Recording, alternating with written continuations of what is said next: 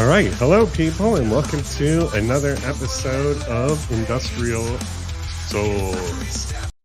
This week, we'll be joined by a good friend of mine named Nick Raeburn, and he's going to talk to us about his personal story, his LinkedIn approach, all kinds of weird wizard, elf, and warrior Dungeons and Dragony stuff. So this is going to be very different. Hang in there because this is going to be fun.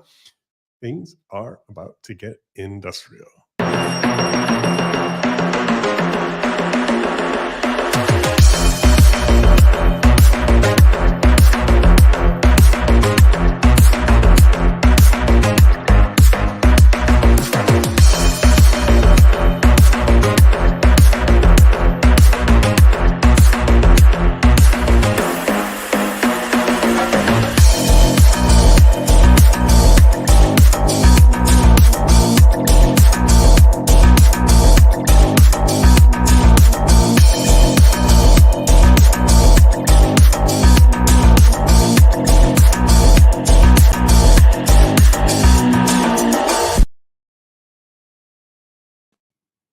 Nick Raeburn. We're in. We're up. We're in. Welcome to the show. Thanks. If you came on time to watch our live, thank you for hanging in there because we had some technical difficulties. It's live. Anything can happen. We know this stuff. So yeah. Exactly. So hey, I haven't seen you in like a couple of days. I know. Yeah, a few hours. We seem to be hanging out quite a lot at the moment. Yeah. Hey, but thank you for taking the time and jumping on a show with me and telling your story and letting people get to know you better. Nick, you work in the area of LinkedIn consulting, and this is a little different. Normally, I talk to people in the industrial marketplace, but you do work with some industrial clients and things like that. So before we get started, I just want to say, if you're watching out there, people at home, and you have a comment for this super interesting dude over here, just throw it in the comments and we'll try to watch those. I see some in there now. But before we get to comments, why don't you tell us a little about your background and how you got into doing what it is that you do? Therein lies a tale. Long story short, when I was at university, I studied film and media. Always wanted to get into movies and movie making. Loved telling stories. That was my passion. And then, like most people that do that kind of stuff, I fell through it after I came out of uni. Tried to get a job in the industry and ended up becoming a mental health nurse for around 2 to 3 years. Logical progression, video production, mental health. If you career trajectory is like and then from there started freelancing and then worked for a little company in Portsmouth doing of all things construction site safety videos, which was riveting stuff at the time. But it was a foothold into the industry. Then went back to freelancing again and then worked agency side for a number of years. I did lots of traveling. And then my daughter came along and I decided to set up my own company, set up my own video production company when we're doing kind of short and long form content for creative agencies. And then this big thing hit called COVID, which no one kind of expected. And by that point, I'd built a sizable following on LinkedIn, and something kind of piqued my interest because I'm sure, like you've been around a long time, not to, you have. What are you trying to say? But you've seen. You're a sage like guy. You're old. Okay, you're old. Fine. But you've been around a long time. These bags. That's experience. You've seen a lot of stuff, and at that point in my career, I tried everything in terms of sales and marketing. So I'd done cold calling campaigns. I tried cold emailing people. I trooped around I went like literally door knocking, door to door in agencies in London.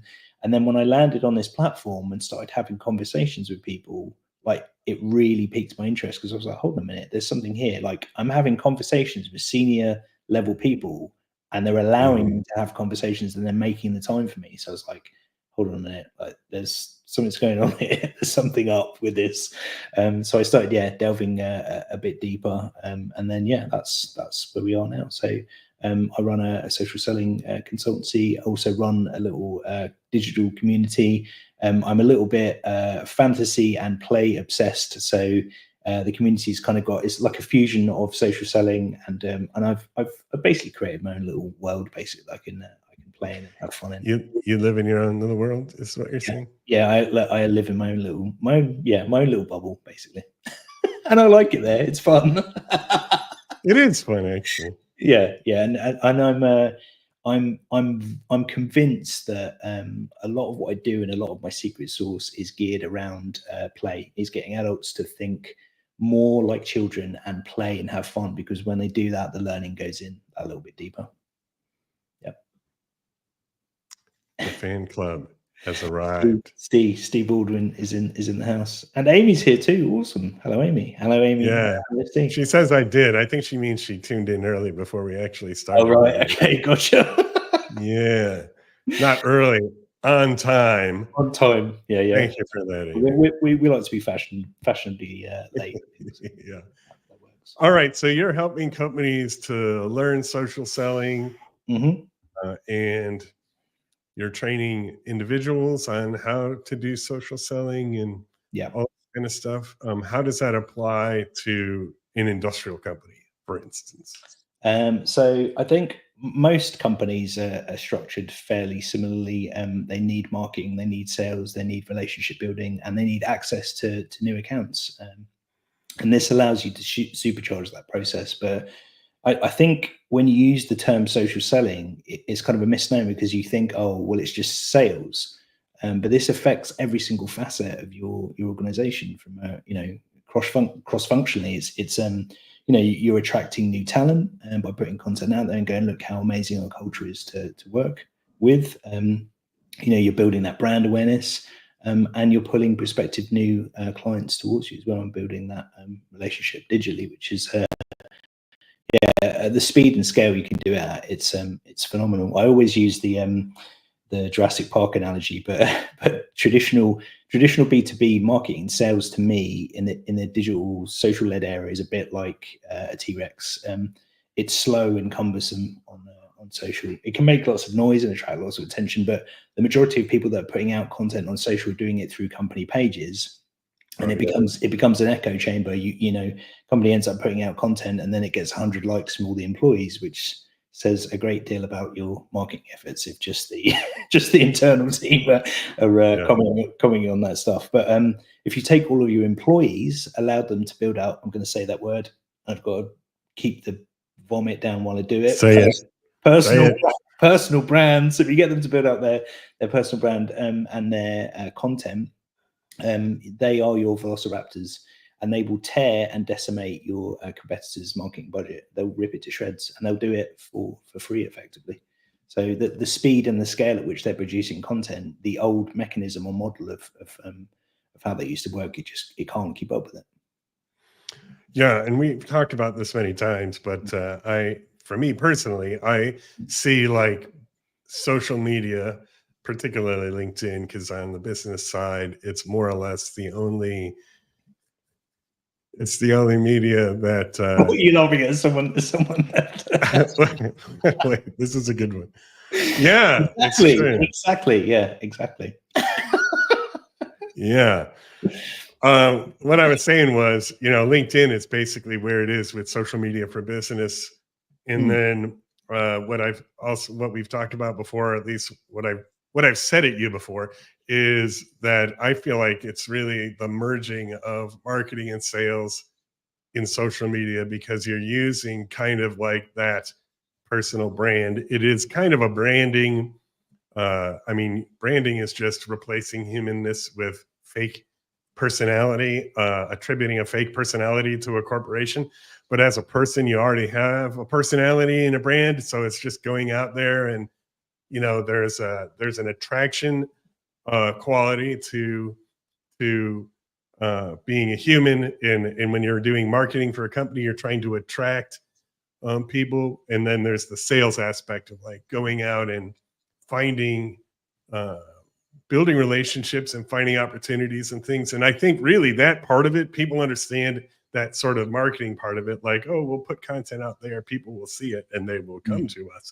But what I think people don't fully get is the other half of it is, how do you engage in sales on a platform, not just putting out content, but like actually activate your people and have them participating in being, go ahead. Yeah, in that sales process, I envision a world where everyone from, you know, Jim the cleaner to Jill the CEO is selling on social.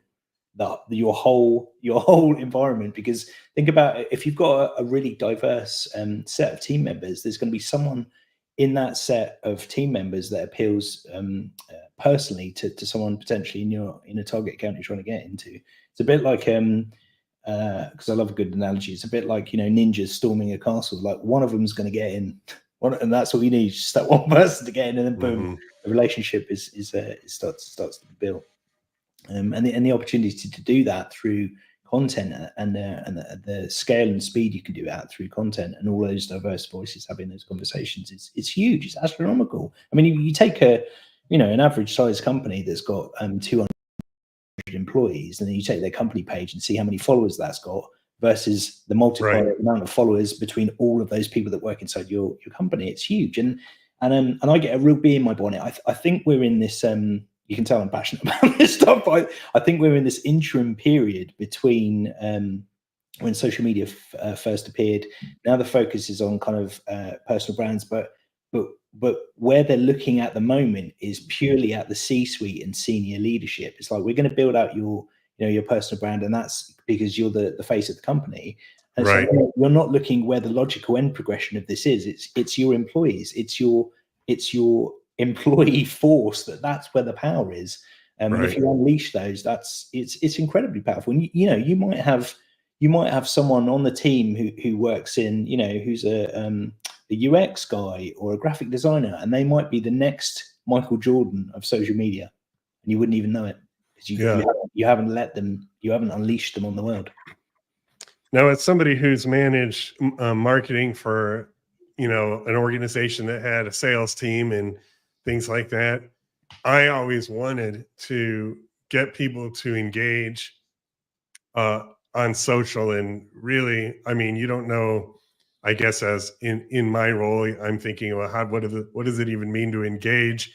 So the hard part, I think, for me was just not really knowing what to expect of a team, or how to even get them to that place where they could do that.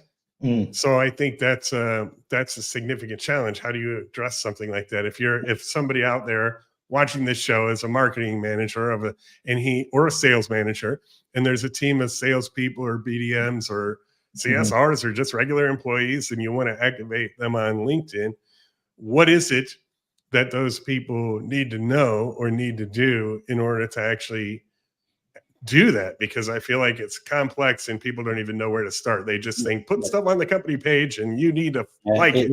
You need to start, as with all things, you need to start with strategy. Some of that does go out the window, but you need to, it's a process of, we're trying to do something like way over here where it's like, okay, we've got a strategy, we've got a defined strategy, and we're doing this, we're targeting these amount of people. But it's a bit like getting toddlers to walk. Like, first of all, you need to show them the basics, and it's like, okay, you need to be posting content, you need to be engaging, you need to be following up those conversations and moving them to DMs, and all of that mechanism and process it can be strange for a lot of people. It's like, I know how to do this stuff in the real world, but I don't know how to translate that into the digital space.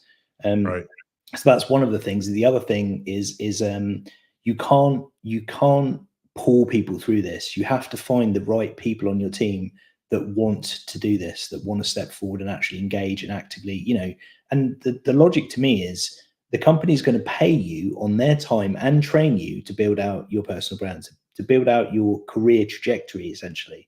So, like, why wouldn't you do that? Why wouldn't you put in, it's like putting pennies in the piggy bank for your future career opportunities. Like, if you get to the point where you've got 100,000, 200,000, 500,000 followers, you are now your own brand. You can now go off and monetize yourself if you wanted to. and your company's paying you to do that. Got an interesting question coming in here on this topic from David. Can you read that? Is that too big enough for you to read? Mm-hmm. I'll just read it out loud. What if these employees are disgruntled by middle management? Of course, the key to disgruntlement is regruntling these employees. Yes, yeah. Well, this is part of the reason I will never work with companies that have toxic cultures. Right. And usually a big there's two components to this. Usually, if a company says, "Oh, we don't allow our employees near social," it's because they don't understand the mechanisms of it, and that's fair enough. But the other, the flip side to the coin of that is, hold on a minute, you won't let them anywhere near social. Why? What are they going to be what are they going to be saying about your culture and your people? So, if you've got a good base in place, like if your culture is good and your people are happy, encourage them to talk about it. That's the best form of marketing you could possibly have. So it's always a bit of a red flag to me when companies go, "Whoa, we will never let our employees anywhere near social media." It's like, hold on a minute, what's behind that? So it's finding the right companies, and if that's the case, if your culture's not right, you've got a much deeper, bigger problem than I'm ever going to fix. Right, I agree. I was going to say, like, some solutions just aren't for everybody. And if you have serious cultural company issues, or even just occasional cultural company issues, and they haven't been dealt with, then you need to deal with those things before trying to encourage your people or equipping them to be more effective online, because you're just opening up the world to your company. And in a good situation, in a good company, that's amazing. If you have a not so good company, then it might not be so amazing. So another question in there, I think, about who owns the company or the individual. I do. Let me throw that in there. Who then owns the brand, the company or the individual? Does a company benefit from having micro influencers as employees? The benefit is monetary. So yes, it's going to increase your brand awareness. It's going to do it effectively for free. It's going to increase your reach and engagement in the amount of eyeballs on your stuff, and it's going to create more revenue opportunities. Yes, ultimately, it's the employee's brand you're building out. So effectively they own it. And I still wonder if there's going to be, because this is still a new space, how that will work in terms of contractually with employees. It's like, okay, when you're working for us, you are building your personal brand, but you represent some of the interests of the business while you're doing that. And then when you've left, you can kind of do your own thing. So yeah, we're definitely in an interim space between the past and the future with this stuff. So yeah, the benefits, the pros far outweigh the cons. But in reality, is it any different than the present situation? Because those people are just human beings. They have lives and personalities, and they also work for the company now. So they're always basically representing the company when they're working for the company. Yeah. If they answer the phone on company time and they're like, I don't know, down talking or saying bad things, or golden rule is don't be a dick. Yeah. I feel like really the exposure is no different. People are already their own micro brands. They're already interfacing with customers. They're already human beings. You're just doing it a little on a larger scale, but the effect is the same as you already have. Your people already have this effect on your customers. Yeah. So why not amplify it? Yeah. And that's right. It goes back to my point of, like, we don't want to amplify this. If it's bad, we certainly don't want to amplify it. If it's good, right. So yeah. Right. And let's hope we all work on making it good, making our culture good, our companies good. It's like marketing. I never want to market for a company that's lying, that can't actually keep its promises. You want to be able to stand up and say, this is what makes us awesome, and these are actual real things. I'm not lying about this. Yeah. There's a point I was going to make about like going back to the micro influencer component. I think allowing those people and giving them the space to do that. One of the things that I've learned from doing this for larger corporates is it fosters more camaraderie and team building between people, because people go, well, I didn't realize you did. I didn't realize you did that. I didn't realize you did horse riding at the weekend or did this. So people are learning about people's, interests and hobbies and who they are as a person outside of work, which is magical. It's awesome. It is. It is. It's interesting. We keep so many boundaries. Steve says, I think some of it is common sense. You should know where the line is of what your company will and won't be happy with. Was that they say about common sense? It's not all that common. Yeah. Yeah. It's staying in boundaries of things. Like, if you work for a company and you're building out your personal brand, we don't go near religion or race or gender or any of those things. It's like you can have an opinion about stuff, but try and stay out of the stuff that's really kind of contentious and is going to rile people up. A brand needs to be aligned and understood internally before it can be expressed externally. Yeah, that is true.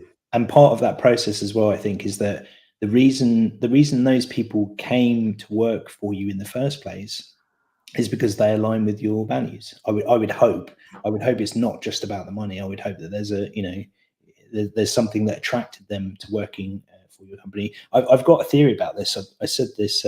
We had this discussion the other day about how I think brands will evolve into communities. So we will have, it's kind of happening already in terms of kind of their gig economy and freelancing, but people will decide they will have periods of time they work for a company, but they will go and work for that brand, which will now be a community based on that community's value sets, because that person aligns with that community. It's a theory I have. Well, I think it's true. I think the company has a culture, which is a community internally already, and they're always trying to project that externally for recruiting purposes. And then, also trying to project that usually for marketing purposes. Now, as long as you're being honest, okay, as long as you address the real things and can say actual truths about yourself, then you're golden. And that's the beautiful thing about this. It's not curated. It's not polished. It's like these are people genuinely going, this place is awesome to work for. And I love my colleagues and I love the work I do. Like you can't manufacture that. You can't buy it. That's gold. That is gold dust. Right. And it's like all that groundwork, that heavy lifting of actually building a company that, for instance, has a good culture, and building a company that actually has advantages over the competitors that it's competing against. That's the hard part of actually building a company. If you do that stuff, and assuming you're in business, you must have at least a decent culture, and you must have some advantage. Well, then you're basically there. It's almost creating an environment where effectively the good guys win. Where if you've got a good culture and you are small, you can be more nimble and agile than your competition, and that culture and those people will help you leapfrog the competition. And if you look at my generation and the boom generation that are starting to retire, Gen Zs are coming into the marketplace and they understand this stuff. They understand the need for it, so they're building startups with this in mind. Like they understand how that. So I've spoken to companies before where they're like, social selling isn't part of our strategy, and we're not on social media. Okay, and we built our relationships through word of mouth and generation. It's like, hey, what's going to happen when this lot retire and you need a new labor force? They don't know you exist because you're not anywhere on digital. So good luck with that recruitment drive. Right. Plus, this is just a natural trajectory of everything, like you're saying, as the guard changes in all these companies. This is going to happen, actually, kind of whether you're doing it purposefully or not. Yes, it's already happening, and I think more people need to be aware of it, and more people need to understand the mechanisms of how it works. It's a brave new world we're getting into, especially like throw and again, I know you're a firm advocate of this, but throw AI into the mix as well, and that will now start to compound the issue. So we're gonna have I think brands and communities and people that want deeper, more genuine human relationship. So Absolutely. Yeah, you already have bots having conversations in your comments with each other already, right? We don't want to. We don't want more of that. No. All right, we want to go the other direction. Yeah, well, it's how you and me met. It's how I built a community. It's how half the people are on this stream that know me have all engaged my content in some way and know that I'm. Well, I would hope there's, you you've never seen me from the waist down. There's actually a set of robot legs on there that just moves the upper half around. But I am an actual human being, and that's that's the beauty of these digital platforms, that it can bring communities and people together. That's what I love about it. It is. So switching gears, I want to get to this before we run out of time, which is you recently gave a TED Talk. So Yep. why don't you tell us about that? And Um, it tells a little bit about your personal story, which is what I really love to service about people. yeah. So whatever you're comfortable with talking about, why don't you tell us a little about that talk? Yeah. Okay. So yeah, I mean, I'm kind of comfortable talking about some of it. So if you want to know more about my story, my journey, go to my about section on my LinkedIn profile, and it'll tell you the whole thing. But yeah, something not particularly good happened to me in my childhood, and a lot of my childhood was kind of taken away from me. And a part of that was play, was the ability to play. So there's a lot of focus in what I do and the way I produce content and the community that I build and the products that I sell, which has a huge element of play to it. And that's what the talk was about. It was about the power of play. How, as adults, we get to a point where we kind of stop doing that process effectively kind of stops for us, and it becomes kind of frowned upon or not conducive to things. It almost kind of gets socially, it becomes socially awkward to do that. So I've tried to create a space where grown-ups can do that. They can play and have fun, and because whether adults want to admit it or not, inside each of us is a little person, and we need to feed that little person sometimes. So yeah, that's part of my part of my why and my secret sauce, I think. So how do you use that why? I guess how do you bring that into your work? I guess the play component, kind of having fun. I mean, you've been through my my training, but I try and make it kind of tongue in cheek and playful. And there's even a module when we're doing that that's devoted to just to creativity and play and just having fun.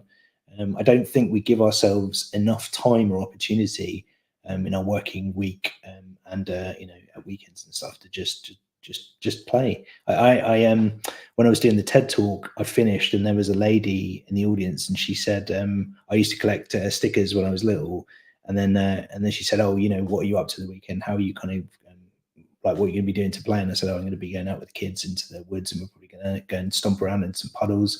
And she was like, can I come? And I was like, yeah, you can come if you want. I was like, and you're all invited. Let's go jump in some puddles. I think, giving yourself permission to do that.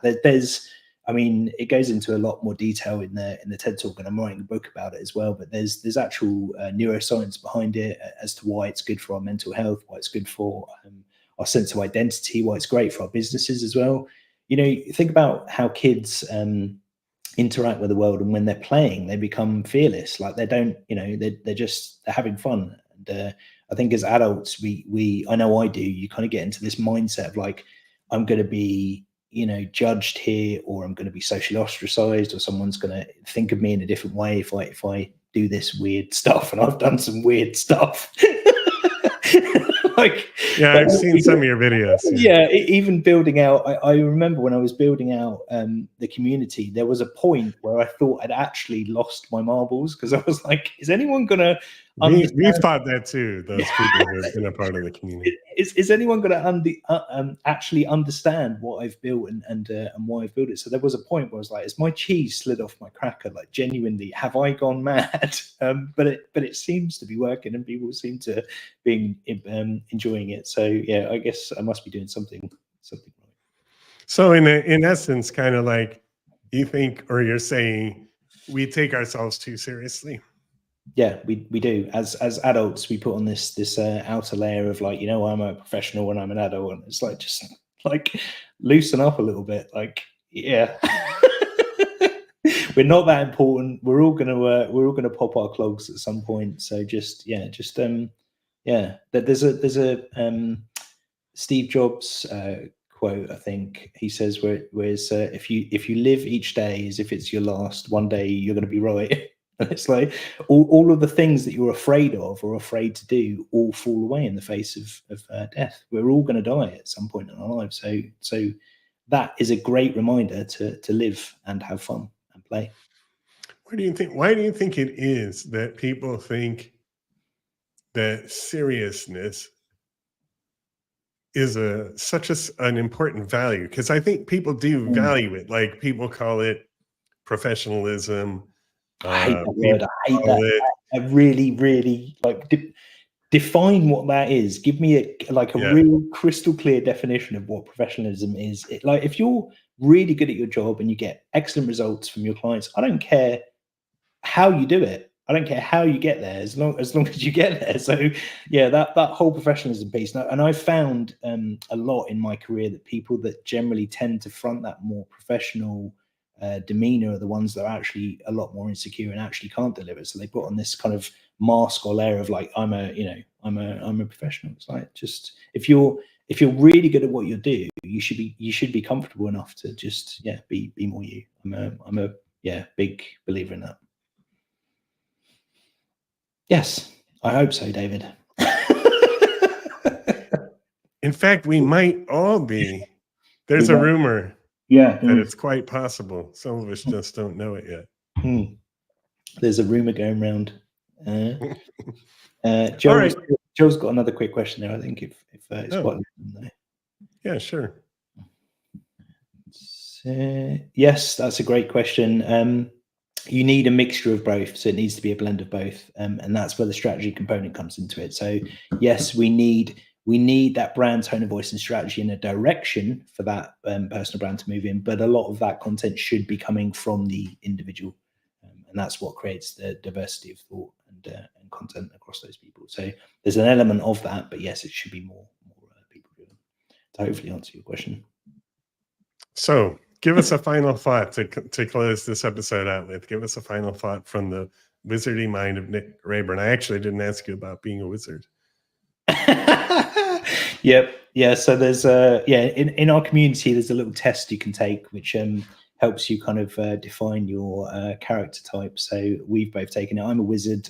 John's a wizard too. We're very cerebral and up here, and we strategize a lot. And then we've got elves. Amy, who's in here, and Steve as well. They're both elves. They're much more heart-led, much more emotional, and then are more human. And then we've got warriors, who are typically more geared towards action and doing, and typically tend to be more salesy and getting stuff done.